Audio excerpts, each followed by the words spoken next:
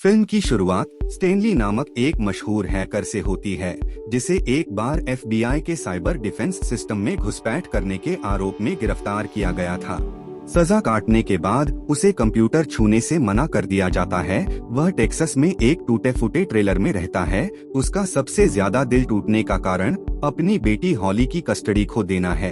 हॉली की मां अब एक घटिया पोर्न प्रोड्यूसर के साथ रहती है और स्टेनली कानूनी तौर पर दखल देने में लाचार है। एक दिन जिंजर नोल्स स्टेनली के ट्रेलर में आती है। वह स्टेनली को एक ऐसी नौकरी का ऑफर देती है जिससे उसकी सारी परेशानियां हल हो सकती हैं, पर वह मना कर देता है।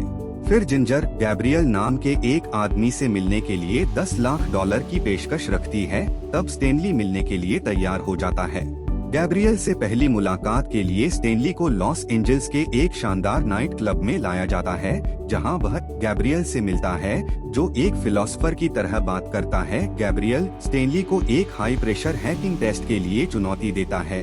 स्टेनली को 1 मिनट में एक बहुत ज्यादा सुरक्षित सिस्टम में घुसना होता है, जबकि एक लड़की अपने मुंह से उसके नीचे खतरनाक ध्यान भटकाने वाला काम कर रही होती है। पूरा सीन स्टेनली को साइकोलॉजिकली परेशान करने के लिए बनाया जाता है, लेकिन वह फिर भी कामयाब हो जाता है, यह साबित करते हुए कि वह वही बेस्ट हैकर है जिसकी तलाश गैब्रियल को थी।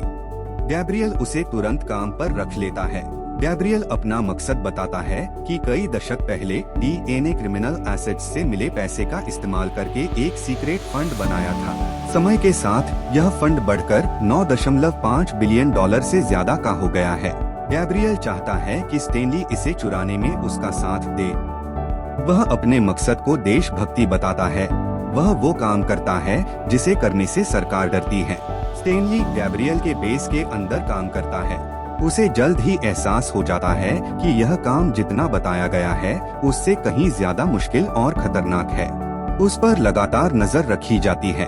उसे शक रहता है कि काम पूरा होने के बाद गैब्रियल उसे मार देगा। फिर जिंजर एक चौंकाने वाला खुलासा करती है। वह दावा करती है कि वह डीए की अंडरकवर एजेंट है और गैब्रियल का पर्दाफाश करने की कोशिश कर रही है। वह स्टैनली से उस पर भरोसा करने की गुजारिश करती है, लेकिन स्टैनली को नहीं पता कि वह सच कह रही है या गैब्रियल के कहने पर उसे फंसा रही है। एजेंट रॉबर्ट्स, जिसने शुरू में स्टैनली को पकड़ा था, गैब्रियल की जांच शुरू करता है।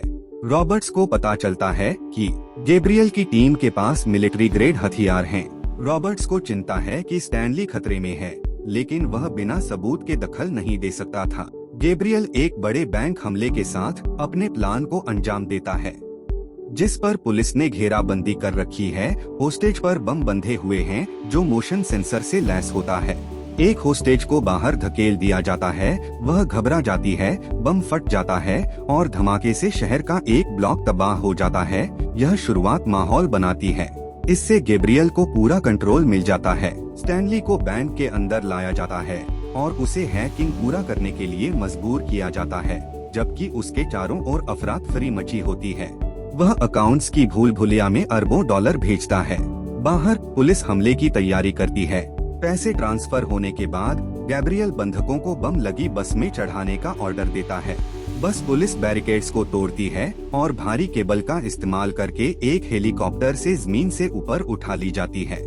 पुलिस शहर के आसमान में हेलीकॉप्टर का पीछा करती है और बस एक छत पर गिर जाती है।